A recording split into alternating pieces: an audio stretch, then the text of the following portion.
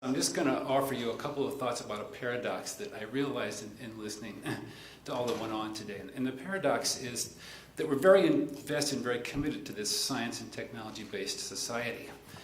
But you have to ask yourself, how much does our citizenry really know and have the ability to grasp about what that really means?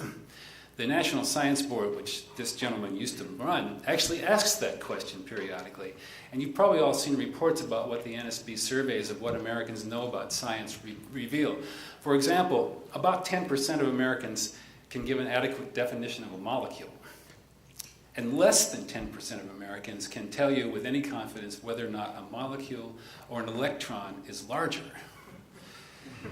I think roughly a third of Americans believe that astrology is a science. And a large number of people think that the word theory, when placed in front of the word evolution, is a disdainful characterization. And that's adults. Kids don't do any better. The kinds of surveys that are done of how much American kids know versus peers in other countries, other developed countries, is also done by an international agency. The last survey I saw placed American 15-year-olds pretty much in the middle, which isn't very reassuring if you think that our future depends on those people understanding the fundamental bases of a science and technology-based society. But the paradox is that by most accounts, this country leads the world in science and technology. Despite predictions for at least the last 50 years, Americans still get way more than our share of Nobel Prizes. And although we can't claim leadership in every single technical field, the world certainly does look to us, America, as being the leaders for leadership in biotechnology, in information technology, in nanotechnology, in advanced materials, in semiconductors, in innovative use of energy, all the things that we've been talking about today. And I think it's also true that our university system is universally acclaimed as the most innovative in the world. Great discoveries continue to come out of our major research universities, including the two right here in Houston.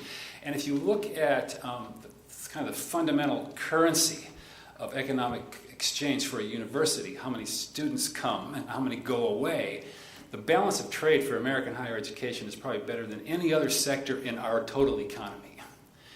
Now, if I'm piling on too much, we've also created great centers of scientific excellence in this country.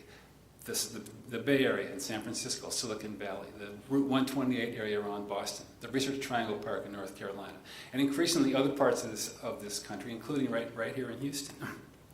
So how is this possible? That on the one hand, we have an educational system that really has not led to impressive abilities to understand science and technology, and yet we have all this innovation.